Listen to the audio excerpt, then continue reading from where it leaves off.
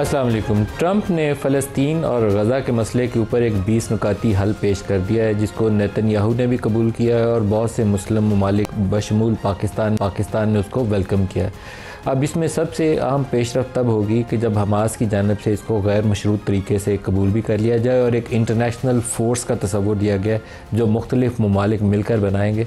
America इस पूरे process को लीड करेगा। एक पीस बोर्ड का इसमें कॉन्सेप्ट मौजूद है जिसको ख़ुद अमेरिकी सदर जो है ट्रंप, वो उसको हेड करेंगे और जो एक ट्रांजिशनल बॉडी बनाई जाएगी उसके सरबराह के तौर पर टोनी ब्लेयर का नाम दिया गया। अब अगर किसी तरीके से कुछ ऐसी फ़लस्तीनी रियासत मार्ज़ वजूद में आ जाए जहाँ पर फ़लस्तीन के लोगों को आज़ादी के साथ सांस लेने के लिए एक मौका मैसर आ जाए तो फिर तो हम इसको पेशरफ्त कहेंगे।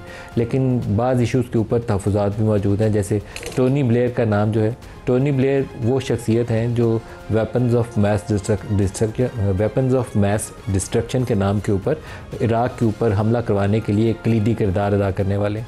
उनको इस फ़लस्तीनी अथॉरिटी का अबूरी सरबराह अगर बनाया जाता है तो उनसे कम से कम मुस्लिम ममालिक को कुछ ऐसी कमिटमेंट्स लेनी चाहिए कि वो इंश्योर करेंगे कि जो गज़ा के लोगों के, फ़लस्तीन के लोगों के हकूक़ हैं वो कंप्रोमाइज़ नहीं होंगे। हमास की गैर मशरूत तौर पर डिसआर्म करना भी इसके अंदर शामिल है। गज़ा के वो इलाके जिसके ऊपर इसराइल काबिज़ है उससे वो जगह एक फ़ेज़ प्रोसेस में खाली करके पीछे जाएगा, एक बफर जोन वो अपने पास रखेगा, लेकिन एक इंटरनेशनल सिक्योरिटी फ़ोर्स बनाई जाएगी जो फ़लस्तीनी लोगों की एक पुलिस फ़ोर्स को बाकायदा तरबियत देगी कि किस तरीके से वो गज़ा का चार्ज संभाल सकेंगे। तो बाज़ चीज़ें इसके अंदर देख के लगता है कि एक स्टेप फॉरवर्ड है। अगर गज़ा के लोगों की, फ़लस्तीन के लोगों की ज़िंदगियां बचती हैं, वहाँ पर लोगों को सांस लेने का मौका मैसर आता है, वहाँ दोबारा रिकन्स्ट्रक्शन होती है, एक नॉर्मल ज़िंदगी वापस आती है, तो फिर हम इसको बाकायदा एक पीस प्रोसेस कहेंगे और कहेंगे कि आगे बढ़ने का मौका मैसर आ गया। इसके लिए मुस्लिम ममालिक को कलीदी किरदार अदा करना पड़ेगा। ख़ास तौर पर जो नेबरिंग अरब कंट्रीज़ हैं वो इसके अंदर लीड रोल में रहनी चाहिए और उनको अपना वज़न डालना पड़ेगा। पाकिस्तान या इंडोनेशिया आगे बढ़कर उनका साथ देंगे, लेकिन सऊदी अरब, यूएई, कतर, इनका वज़न जो है वो फ़लस्तीन के हक़ में वो बहुत ज़्यादा मैटर करेगा। इस एग्रीमेंट के बाद या इसकी अनाउंसमेंट के बाद अमेरिकी सदर ने एक प्रेस स्टेटमेंट भी गज़ा के हवाले से जो बयान किया नेतन्याहू के साथ खड़े होकर, वो आपको एक क्लिप सुनवाते हैं, फिर प्रोग्राम आगे बढ़ाते हैं। दिखाइएगा। I'm not just talking about Gaza. Gaza is one thing, but we're talking about much beyond Gaza. The whole deal, everything getting solved. It's called peace in the Middle East. If accepted by Hamas, this proposal calls for the release of all remaining hostages immediately, but in no case more than 72 hours. And it means the immediate end to the war itself, not just Gaza. To demilitarize Gaza, and that's quickly. Decommission the military capabilities of Hamas and all other terror organizations. Do that immediately. I want to thank the leaders of many Arab and Muslim nations for their tremendous support in developing the proposal, along with many of our allies in Europe. The Prime Minister and the Field Marshal of Pakistan, they were with us right from the beginning. Incredible. In fact, they just put out a statement that they fully believe in this pact. The Prime Minister of Pakistan and from the Field Marshal that they back this 100%. Pakistan के deputy prime minister और foreign minister इसहाक डार, उन्होंने इस declaration या इस announcement के ऊपर जो रद्द-ए-अमल दिया वो भी देखिए। आइडिया है कि वहाँ एक पैलेस्टीनियन की टेक्नोक्रेट इंडिपेंडेंट गवर्नमेंट होगी और उसके ऊपर एक ओवरसाइट बॉडी होगी इंटरनेशनल, जिसमें पीस एनवॉय टोनी ब्लेयर काफी देर से ये काम कर रहे हैं, लेकिन वो कहीं बेचारे नहीं पहुंच सके, शायद अब उनको मौका मिल जाए। पीस कीपिंग फोर्स जो ग्राउंड पे जो डील करेंगे वो पैलेस्टीनियन लॉ एनफोर्सिंग एजेंसीज होंगे। इंडोनेशिया हैज ऑफर्ड 20,000 जो उनके law enforcing personnel. I am sure Pakistan will also decide, leadership फैसला करेगी। हमने इजराइल से डील नहीं किया, we have dealt with United States of America. That's the whole idea of 8 countries leadership was के इनको हम एंगेज कर रहे हैं तो शायद हम ये काम करवा रहे हैं। We have dealt with USA and USA dealt with Israel. मैं समझता हूं कि we did our best to do whatever 8 countries could do. मेरी प्राइम नीयत ये थी कि मैं अल्लाह ताला को राजी करने के लिए पूरी एफर्ट कर रहा हूँ। गुजारिश है, अपील है, को अगर कोई अच्छा काम है तो उसको आप मेहरबानी करके कंट्रोवर्शियल ना बनाएं। एक तरफ पैलेस्टीनियन अथॉरिटी उसको वेलकम कर रही है और उसको शुक्रिया अदा कर रही है, दूसरी तरफ हमारे लोग हैं कुछ वो अपने उसको नेगेटिव स्पिन देने की कोशिश कर रहे हैं। फलस्तीन के हवाले से पाकिस्तान की पॉलिसी अनचेंज है, तो उसमें कोई तब्दीली नहीं है। ये 8 ममालिक, मुस्लिम ममालिक का बार बार तज़किरा हो रहा है, तो 8 ममालिक में सऊदी अरब है, कतर है, यूएई है, जॉर्डन है, इजिप्ट है और 3 नॉन अरब कंट्रीज़ है जिसमें पाकिस्तान, टर्की और इंडोनेशिया। आज इस इशू के ऊपर बात करने के लिए हमारे साथ स्टूडियोज़ में है अब्बास बपी साहब और नदीम अफजल चंद साहब, दोनों को खुशामदीद कहते हैं। इसके अलावा बैरिस्टर दानियाल चौधरी साहब हमारे साथ हैं इस्लामाबाद DSMG से, आपको भी बैरिस्टर साहब खुशामदीद कहता हूँ। चंद साहब, पहले आप फरमाइएगा, आपका रद्द-ए-अमल क्या है? ये जो अनाउंसमेंट हुई, इसके ऊपर आप तवक्को रखते हैं कि ये एक फ्रूटफुल प्रोसेस होगा, आगे बढ़ेगा? बिस्मिल्लाह। देखें जी, नदीम भाई, बहुत बड़ा इशू है गज़ा का, और पीपल्स पार्टी का एक मौक़िफ़ बड़ा पहले दिन से एक वाज़ेह मौक़िफ़ है। और अभी मैं को क्लियर स्टेटमेंट तो इसके ऊपर नहीं दे सकता, क्योंकि हम पार्टी का सेक्ट इन्फॉर्मेशन और हमारी मीटिंग्स शायद कल हो, इसमें पार्टी की पॉलिसी आएगी क्लियर, फिर ही इसके ऊपर। लेकिन अमन होना चाहिए। अमन की तरफ अगर कोई भी कदम होता है तो उसको कौन नहीं अप्रिशिएट करेगा। और उन मासूम बच्चों को जो जुल्म और बर्बरियत की है, हमने अपनी ज़िंदगी में शायद अल्लाह ना करे कोई हम दोबारा को ऐसा वाक़या देखें जो फ़लस्तीन गज़ा में हमने देखा है। तो अगर अमन होता है, वो लोग अपने घरों को वापस चले जाते हैं और अरब ममालिक के साथ मिल के वहाँ वो अपने उनके घर बस जाते हैं, तो मेरे ख्याल है सारे ही अप्रिशिएट करेंगे। लेकिन देखना ये है कि इसके पीछे कोई और चीज़ तो नहीं है। इस पीस प्लान की रूह यही है कि लोगों की जानो माल का अगर बमबारी खत्म हो इसमें तो। लेकिन हम कैटेगरिकली जो है ना, पार्टी पॉलिसी जो है वो अभी मैं नहीं बता सकता, क्योंकि मैं आई am not student of foreign policy, मेरा ये सब्जेक्ट नहीं है। और ये पार्टी की जो वाज़ेह पॉलिसी होगी उसके बाद ही फिर क्योंकि हुकूमत पाकिस्तान ने वेलकम किया, तो मोस्ट लाइकली अभी हमारी, क्योंकि मैं आपके प्रोग्राम आने से पहले मैंने अपनी लीडरशिप के अपने ग्रुप में बात डाली कि इस पॉइंट पे हमारा क्या मौक़िफ़ है। लेकिन अभी हमारी डिस्कशन हो रही है, क्योंकि डिटेल एक स्टेटमेंट आएगी सेनेट में या कौमी असम्बली में, फिर उसके बाद हम उसको। बप्पी साहब, आप क्या कहते हैं? पहले तो मलिक साहब ये बता दूं कि मैं आज सीरियसली बड़े अफसोस में हूँ। अफसोस इसलिए नहीं कि पाकिस्तान या हमारे लोग क्या फ़ैसला कर रहे हैं, ओवरऑल जिस किसी तरीके से इस पूरे प्लान को फ़लस्तीनी लोगों पे थोपा जा रहा है, इस तरह के किसी के हाथ पैर पाँव बांध पे उस पर ट्रिगर रखा जाए, मानो नहीं तो तुम्हारी ऐसी तैसी फेर दें। यानी कि इस फैसले में जिस तरह से ट्रंप कह रहे थे कि जी अगर 72 घंटे में तुमने फैसला मान लिया ठीक है, अदरवाइज जो कुछ इसराइल कर रहा है उसको कंटिन्यू किया जाएगा। I am sure they will accept it. मेरी एस्पिरेशंस पे एक बड़ी डिफरेंट है एज ए तहरीक इंसाफी। इतनी जल्दी क्या है, थोड़ा सा स्लो। अगर शहबाज शरीफ साहब ट्वीट कर ही रहे थे इतनी जल्दी एक्सेप्ट करने, तो पहले फ़लस्तीनी प्राइम मिनिस्टर का बयान आने देते। उनकी स्टेटमेंट बाद में आई, शहबाज शरीफ की स्टेटमेंट पहले आ गई थी। ये वाहिद ऐसा मुल्क है हमारा जिसमें इज़हाक डार साहब ने पहले प्रेस कॉन्फ्रेंस की, ऐसे लग रहा है कि आप अपने कबायली इलाकों की रिप्रेजेंटेशन कर रहे हैं कि ऐसा फोर्स होगा, 20,000 वो देगा, हम ये करेंगे। Let Saudi Arabia do it, let Turkey do it, Indonesia को तो कर रहे हैं। जो 8 ममालिक के जो वज़ीर ख़ारजा थे ना, जो उनका जॉइंट स्टेटमेंट है। नहीं, आज इसहाक डार साहब की जो स्टेटमेंट है, जितनी हैवीली वो इस पूरे नैरेटिव को लेके आगे चल रहे हैं, इतना फ्रंट एंड पे आने की जरूरत नहीं है। थोड़ा सा देखिए, आपको सब पढ़ना पड़ेगा। इमरान खान साहब ने क्या कहा था कि जो कायद-ए-आज़म की पॉलिसी मेरी वही policy, free and fair state, 2 state policy, यानी कि फ़लस्तीनी और इजरायली 2 अलग मुमलिकत अपनी आज़ादी से। इस पूरे प्लान में आज़ादी उनकी नज़र नहीं आ रही। यानी कि आप देखिए, वो IDF ने जो लाइन ड्रॉ की है, गोलान की हाइट्स इस सीरिया की जो है वो हमारे पास होगी, यरूशलेम हमारा कैपिटल हो जाएगा, यहाँ IDF की पूरी फोर्सेस हम दरमियान में प्लान कर। ये वो कंसर्निंग इशूज़ हैं जिनको एड्रेस होना चाहिए था। आई एम श्योर जो हमारी जो मुमलिकत हुकूमत है उसके बाद इशूज़ बहुत सारे होंगे। मैं बिला वजह क्रिटिसाइज नहीं करना चाहता, क्योंकि शायद कोई इन्फॉर्मेशन मेरे पास ना हो, बट मेरे ख्याल में जो आपके main stake holders, even Peoples Party अगर आपकी अलायंस है, इसका जो 19वां नुक्ता है ना जी, 19th पॉइंट, 20 जो डिक्लेरेशन है, इसका 19वां नुक्ता कहता है कि place for a credible pathway to Palestinian self determination and statehood which we recognise. ये ट्रंप का प्लान कह रहा है, which we recognise as the aspiration of the Palestinian people. तो उसमें 19th पॉइंट में वो नुक्ता मौजूद है, सिर्फ ये क्रेडिबल प्रोसेस रहना चाहिए, वो कंप्रोमाइज़ नहीं होना चाहिए। आप इसको थोड़ा सा स्केप्टिकल अंदाज से देखना शुरू करें तो आपको नजर आएगा इसमें बहुत सारे ग्रे एरियाज मौजूद हैं जो हमें कबूल है। अब ये जो कबूलियत का कॉन्सेप्ट हमें नजर आ रहा है, यानी कि आप देखें कि ट्रंप साहब जब आए थे नवंबर में, उस दिन एक दिन पहले ये फाइन हो गया था गजा का सीज फायर। 1 साल लगा दोबारा यहां तक आते। वजह क्या थी? एक पॉलिटिकल, जियो पॉलिटिकल, अपनी एक जो ना वो डोमिनेंस दिखाने का जो कॉन्सेप्ट था। मेरा सिर्फ ये है कि हमारी गवर्नमेंट को थोड़ा स्लो चलना चाहिए। मैं शायद फ़लस्तीनी अवाम इसको खुद कबूल करते हैं नहीं करते, उनकी स्टेटमेंट्स पहले आने दें, सऊदी अरब को लीड करने दें, वो तो उनका बिल्कुल उनके बॉर्डर पर बैठा है, हम तो एक सपोर्टिंग एलिमेंट है। लेकिन मैं फिर कहता हूँ कि हुकूमत को जो प्रॉब्लम्स हैं वो मुझे अंदाजा नहीं, अगर उनके अलायंस को अंदाजा नहीं तो मैं अपोजिशन को क्या बताऊँ, आप हमें ऑन बोर्ड कर लें। यकीन जानिए, हमें मुमलिकत, हमें रियासत हमें बहुत इंपॉर्टेंट नजर आती है, हम कभी इस पर सियासत नहीं करना चाहेंगे, लेकिन कहीं ना कहीं मुझे वो फ़लस्तीनी बच्चे भी नजर आते हैं कि ये ना इस पूरे प्लान में जिसमें हम शामिल हो जाएं, दोबारा खुदा ना खास्ता 6 महीने बाद दोबारा यही होगा, तो will be part of it. ये that's a question. Barrister Daniyal साहब, वैसे पाकिस्तान से पहले इंडोनेशिया ने इसके ऊपर अनाउंसमेंट दी थी, शायद बप्पी साहब उसको नज़रअंदाज कर रहे हैं। उन्होंने 20,000 फ़ौज भी कमिट की हुई है। ये स्टेटमेंट सबसे पहले इंडोनेशिया की जानब से आई थी। अभी अरब ममालिक की जानब से भी इसको वेलकम ही किया जा रहा है, क्योंकि 8 ममालिक के जो वज़रा ख़ारजा हैं उन्होंने जॉइंट स्टेटमेंट ने इसको एक्सेप्ट भी किया और इसको वेलकम भी कर लिया। अब बड़ा सवाल हुकूमत वक्त के लिए, फॉरेन मिनिस्टर ने इसको वेलकम तो कर दिया डार साहब ने, लेकिन फ़ौज के ऊपर उन्होंने कहा कि ये हमारी लीडरशिप डिसाइड करेगी। ये मामला पार्लिमान में जाएगा तो फिर फैसला होगा। तो पार्लिमान क्या इसके ऊपर डिस्कशन करेगी कि हमें फ़ौज भेजनी है, कितनी भेजनी है, कैसी डिप्लॉयमेंट होगी और किस किस्म की हम इंगेजमेंट वहाँ करेंगे, सिर्फ एज ए पीस कीपर रहेंगे या उसका दिफा भी करेंगे। बिस्मिल्लाहिर्रहमानिर्रहीम, thank you ji for having me on the show.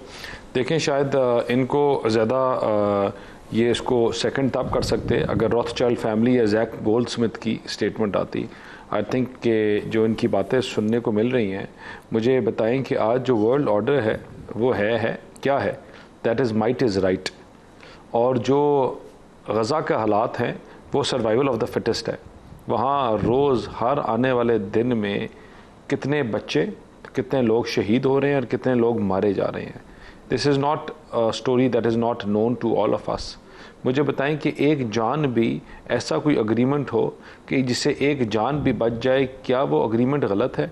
वो गन पॉइंट पे हो या ना हो, या 72 घंटे का टाइम दिया हो या 40 घंटे का टाइम दिया हो या 24 घंटे का दिया हो, व्हाट इज़ द इस कॉन्ट्रैक्ट की रूह ये है कि वो बच्चे जो अभी सर्वाइव कर गए हैं, जो लोग सर्वाइव कर गए हैं या अभी तक हैं, उनकी जानें बचाई जाएं। क्या कर सकी दुनिया, क्या कर सके ये या इनकी रॉथस्चाइल्ड फैमिली जो सपोर्ट कर रही थी सारे मैसेकर को?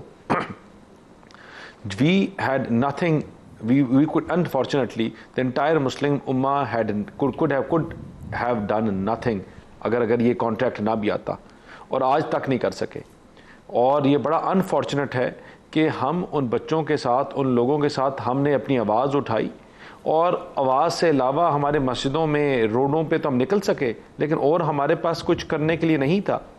और जो ये कॉन्ट्रैक्ट है, ये नाउ जिस तरह आपने कहा कि इंडोनेशिया नहीं खाली, it is from the all, क्योंकि मुझे आवाज़ कट रही थी, लेकिन जितनी the statement that came out from Ishaq Dar या any of the other leaders, वो तमाम इस्लामिक उम्मा जो कंट्रीज़ जिन्होंने अटेंड किया, वो उनकी जॉइंट स्टेटमेंट थी, and that was a collective statement, and that statement was to protect those people, to protect those kids जो इस पूरे चीज़ में शहीद हो चुके हैं और जो हो रहे हैं या होने वाले हैं।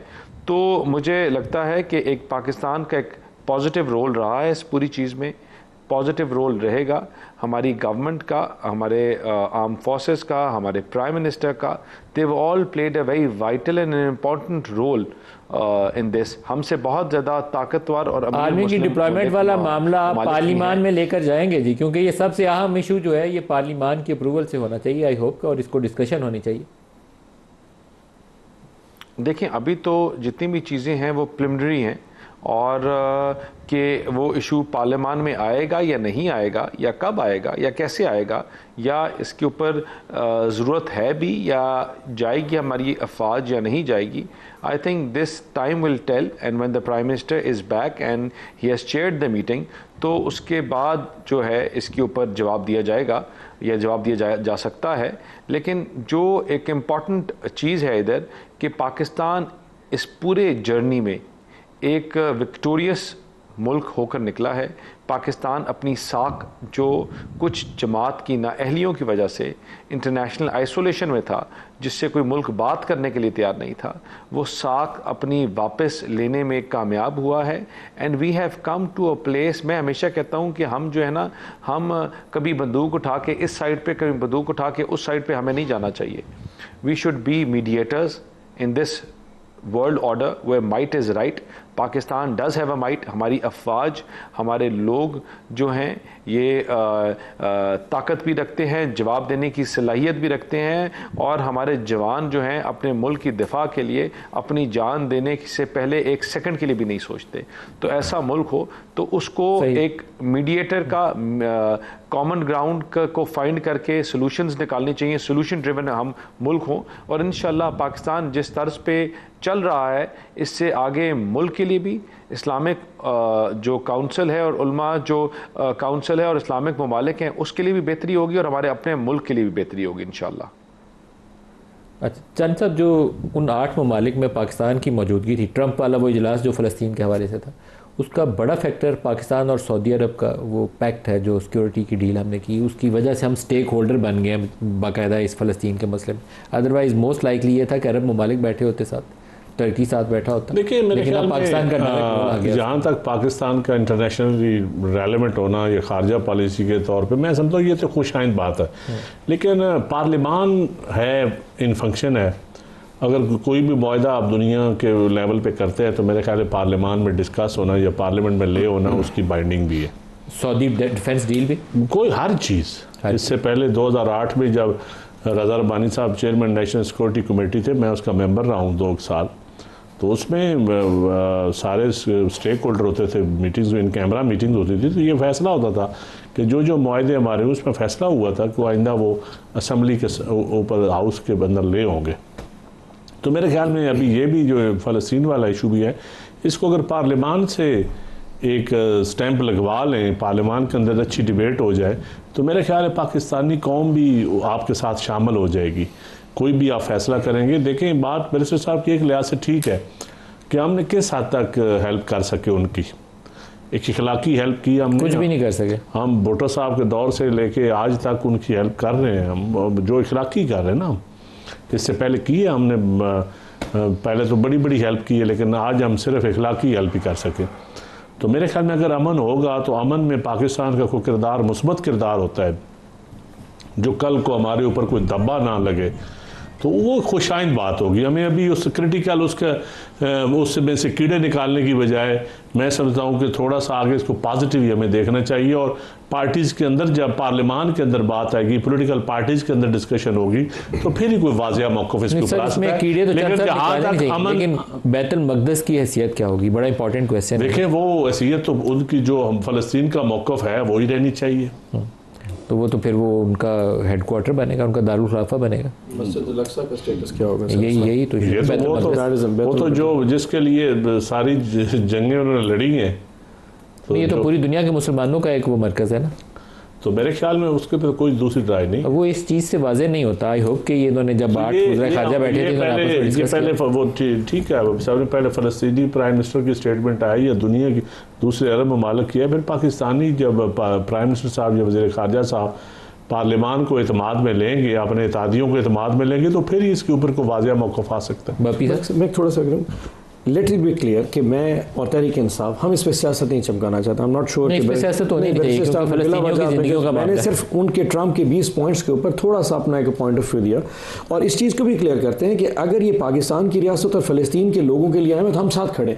मेरा सिर्फ ये पॉइंट है कि उनके कंसर्न्स एड्रेस होने चाहिए। अगर हम इतने इन्फ्लुएंशियल इस वर्ल्ड स्टेज पर हो चुके हैं, वाइट हाउस में हमारे तय, तो कुछ चीज़ें ऐसी थी जो मनूवर कर सकते हैं या कर सकते होंगे, उसमें थोड़ा स्लो डाउन चलना चाहिए, number 1। Number 2, I am sure कि आपने जब 20,000 का सवाल पूछा, बैरिस्टर साहब को शायद खुद जवाब ना पता हो, पार्लियामान को छोड़ देते हैं, ये तो अलायंस है, हम ऑपोजिशन में, आप हमें ऑन बोर्ड ना करें, जो मेन की स्टोर है वो आपकी अलायंस है। इस वक्त पाकिस्तान तहरीक इंसाफ के अलावा जितनी जमातें, आप कम अज़ कम उनको ऑन बोर्ड करें। मे बी चंद साहब की पार्टी को अच्छा आपको इस पर इनपुट दे सके, हम ना दे सके, कोई तो दे सकता है। ये जो सोलो मैन फ्लाइट है, ये इसलिए भी नुकसानदेह, इंसान सोचा यार मेरा एंगल बड़ा ज़बरदस्त है, 10 साल बाद इसके क्या रेपरकशंस होंगे, इसराइल इसको कैसे देखता है, हम वर्ल्ड स्टेज पे कहाँ जा रहे हैं, ट्रंप के 4 साल होने के बाद जब दोबारा डेमोक्रेटिक गवर्नमेंट आएगी उसके कौन से, ये सारे एंगल्स को थोड़ा सा समझ लेना चाहिए कि इसके कॉन्सिक्वेंसेस हो सकते हैं। सऊदी अरब इतना खाम, आपने कहा जी प्रेस कॉन्फ्रेंस होगी, आई वुड लव के सऊदी फॉरेन मिनिस्टर की प्रेस कॉन्फ्रेंस आ जाए, आई वुड लव कि तुर्की की प्रेस कॉन्फ्रेंस आनी चाहिए।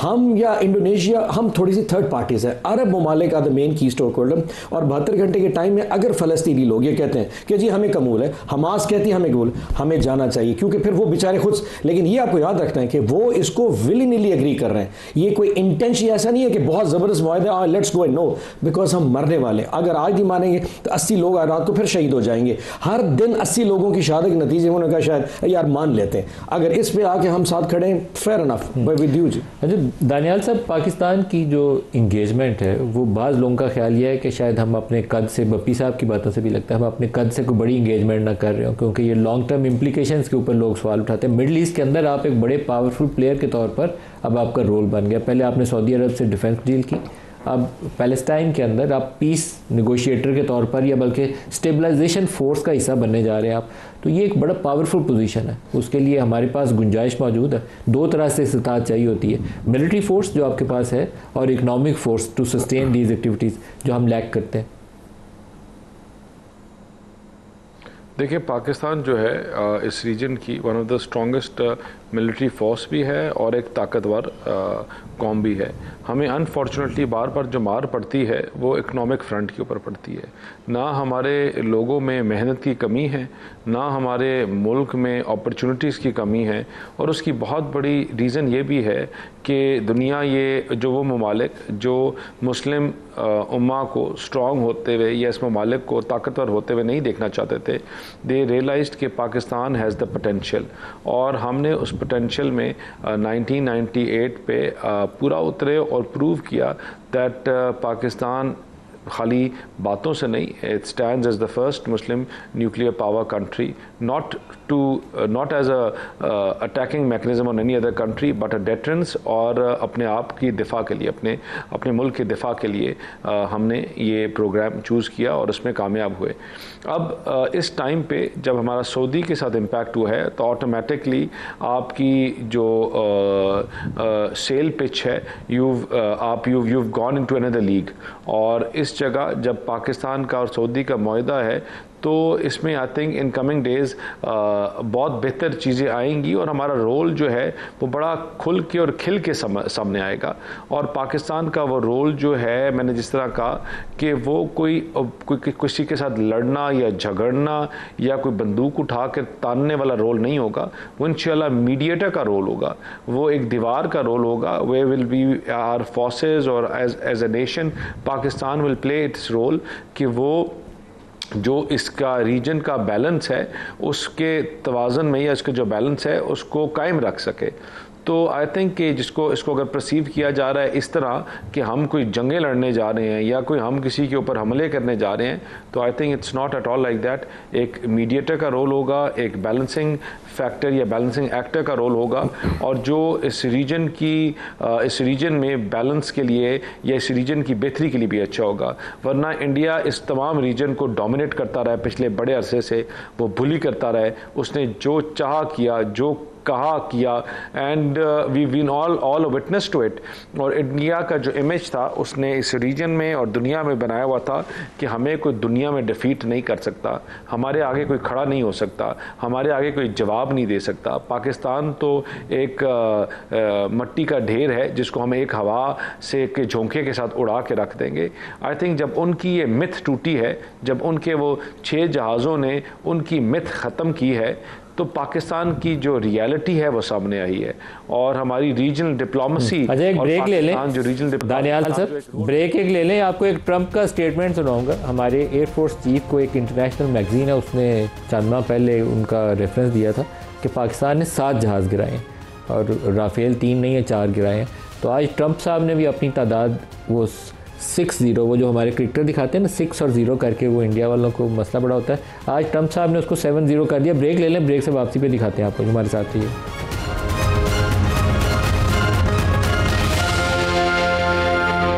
प्रोग्राम में दोबारा खुशामदीद कहते हैं। ट्रंप ने कोई 40-42 दफ़ा इस बात को दोहराया है कि मैंने पाकिस्तान और इंडिया की जंग बंद कराई। वो कहते हैं ट्रेड को एज इंस्ट्रूमेंट मैंने यूज़ किया और फोर्स किया कि जंग बंद करो, नहीं तो कोई ट्रेड नहीं होगी। और उसका रिज़ल्ट हमें इंडिया के साथ जो उसका ट्रेड वॉर्स की शक्ल में नज़र भी आ रहा है। वो डिटेल्स हैं उसकी कि डॉलर एक असल इशू है जिसके ऊपर लड़ाई चल रही है, लेकिन दूसरा बड़ा इशू जिसके ऊपर पूरी दुनिया में US प्रेसिडेंट ने इस बात को बाकायदा रजिस्टर करवा दिया कि पाकिस्तानी फ़िज़ाइया ने, पाकिस्तानी एयरफोर्स ने इंडिया के 6 पहले कहते थे, आज उन्होंने 7 कह दिए कि 7 जहाज़ मार गिराए। ट्रंप की ज़बानी सुनिए, फिर इसके ऊपर बात करते हैं।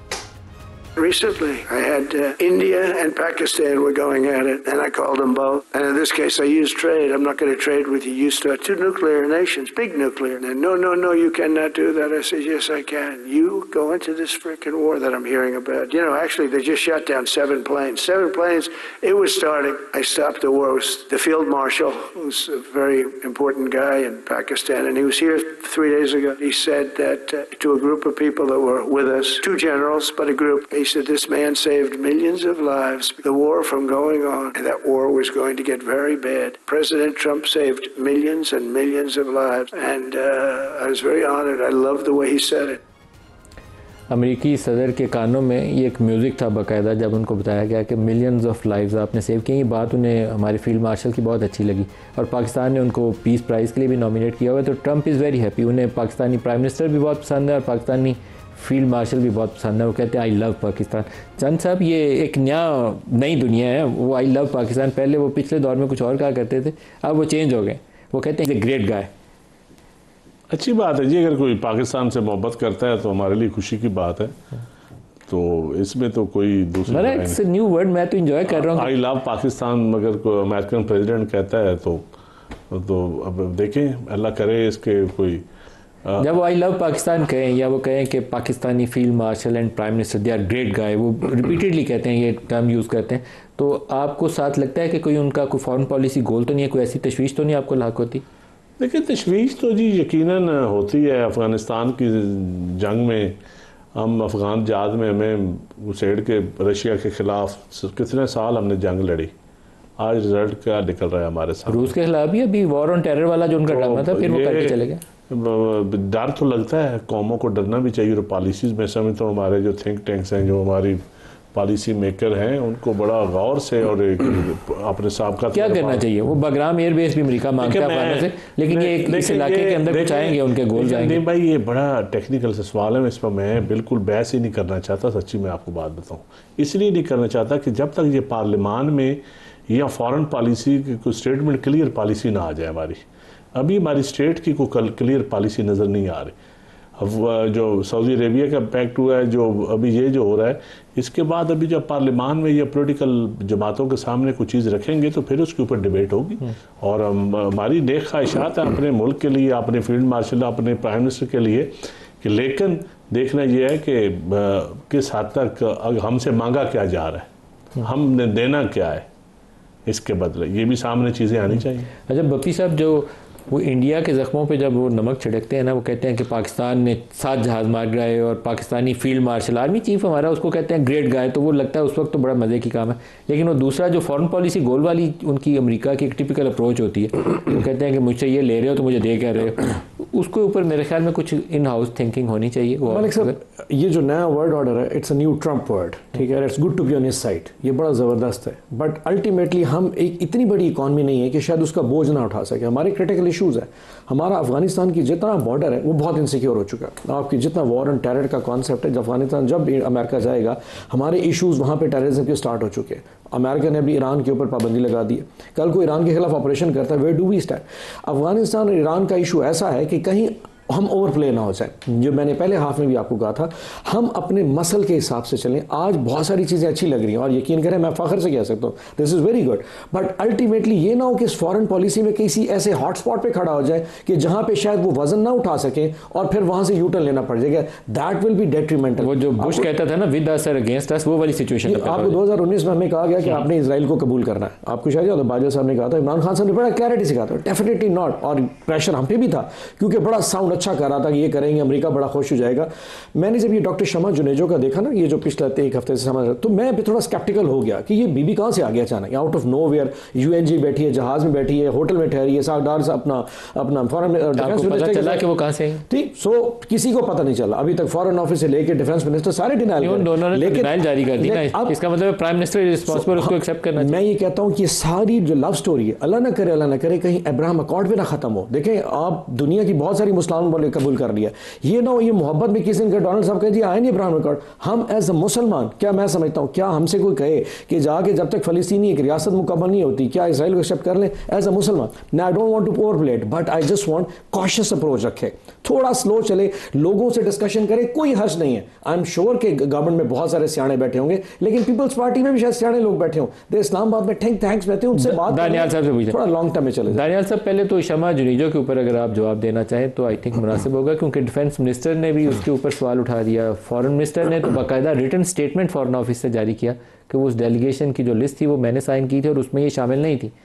तो वो खातून वहाँ पहुँची कैसे? कुछ आपको अब तो पहेली हल करने में कुछ मदद मिली होगी। नहीं मुझे नहीं, I am not sure about it जी। और मुझे क्योंकि I am not, I was travelling myself, तो I can't have much statement on it.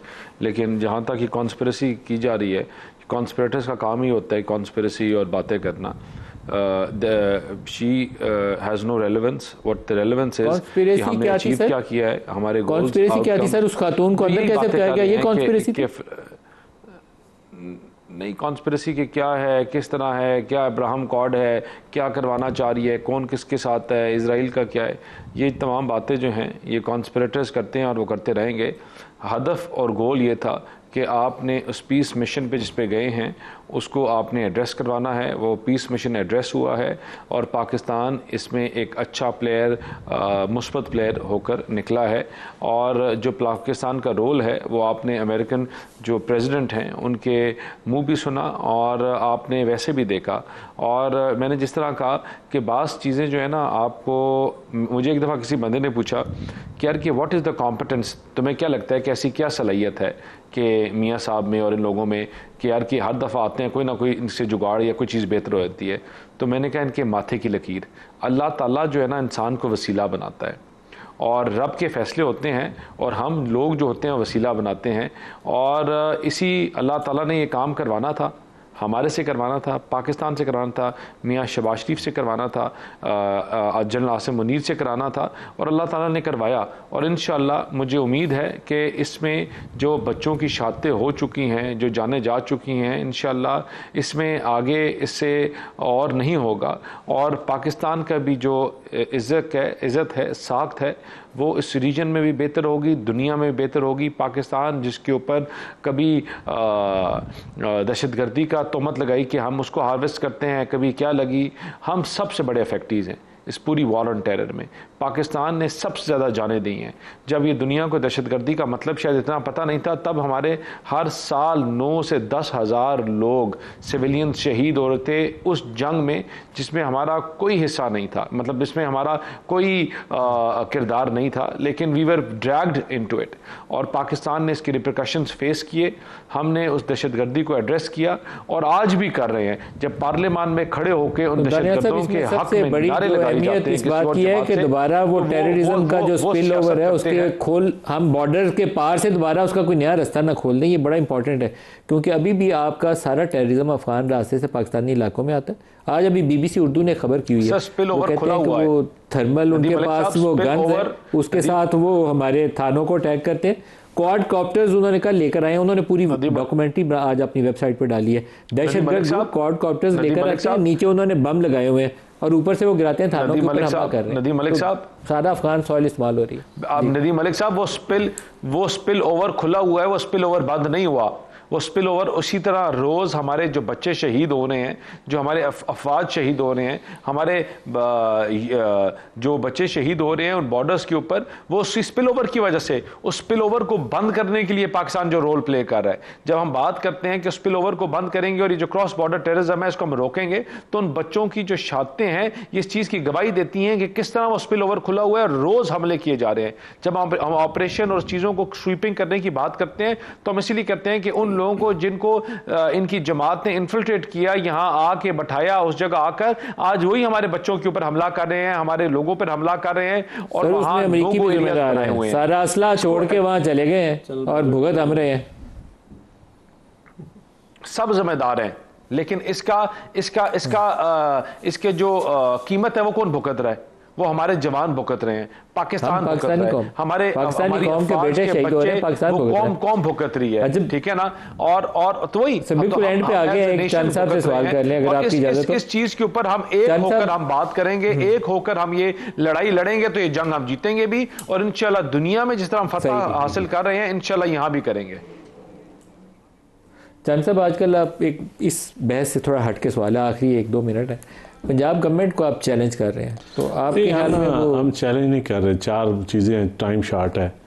हमारे इनसे एग्रीमेंट हुआ था कि लोकल बॉडीज इलेक्शन ये 1 साल के अंदर करवाएंगे। एक दूसरा, हमारा हम कहते हैं कि गंदम IMF की रूप से गंदम की सपोर्ट प्राइस मुकर्रर नहीं की, जिसकी वजह से किसान का एक मुआशी कत्ल हुआ। 2 इनका डीरेगुलेट करेंगे। अब मेरी किसान की गंदम ना ये KPK जाने देते हैं, ना कश्मीर, ना GB, अपने ज़िले से बाहर बेचने में नहीं देते। एक तरफ कहते हैं कि डीरेगुलेट करें, दूसरी तरफ हमें नोटिफिकेशन कर दी है और पुलिस बिठा दी है कि मैं अपनी गंदम आज़ादाना बेच भी नहीं सकता।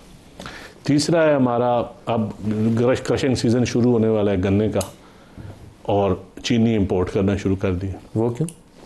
आज न्यूज़ में ताब हैदर की रिपोर्ट पढ़ लें, आज जंग में खबर थी 10 लाख। चौथा है कि सैलाबज़दा इलाकों में कैश ट्रांसफ़र, हमारा ये मौक़िफ़ था। बिलावल साहब आए, उन्होंने मरियम साहबा की तारीफ़ की कसूर में जाके कि आप अच्छा काम कर रही हैं, लेकिन फ़ौरन कैश ट्रांसफ़र करें। हाँ, बिस्प का डाटा ले लें, बेनज़ीर स्पोर्ट प्रोग्राम का डाटा ले लें, या लोगों को पैसे दें, या अपना कोई तरीक़ाकार बना लें। गवर्नमेंट आपकी है, इदारा आपका है, वो नहीं कर रहे हैं। चौथा, जो बात हम करते हैं वो उस पर आगे से आपकी जो शराकत दारी है पंजाब में PMLN के साथ, कल जो उसको तो खतरात नहीं? देखिए, खतरात की बात नहीं, एक मजबूरी की, ये अरेंजमेंट भी मजबूरी की है, मजबूरी की है? बिल्कुल मजबूरी की। हमारा स्कूल ऑफ थॉट ही नहीं मिलता इनसे, नहीं मिलता। तो फिर साथ क्यों बैठे हो? जबरदस्ती बिठाया सर? नहीं, बिठाने की नहीं बात। जब आप देखना होता है अपने मुल्क का निज़ाम भी चलाना है, तो ज़बरदस्ती को नहीं चीज़ें। मजबूरी में आप साथ बैठे हुए? बिल्कुल मजबूरी, हमारी मोहब्बत है सर, मजबूरी में बैठे। और इनका जो गैर जमहूरी रवैया, हमारा इनके गैर जमहूरी रवैये से मजबूर हो, हमारी जमहूरी, हमें जेल, इनका गैर जमहूरी गैर सियासी रवैया, हमें जेल में रखने के लिए बिठाने वाले उनको इकट्ठे बिठाए। चंद साहब और दानियाल चौधरी साहब, आप सबका शुक्रिया। इजाज़त दीजिए, अल्लाह हाफिज़।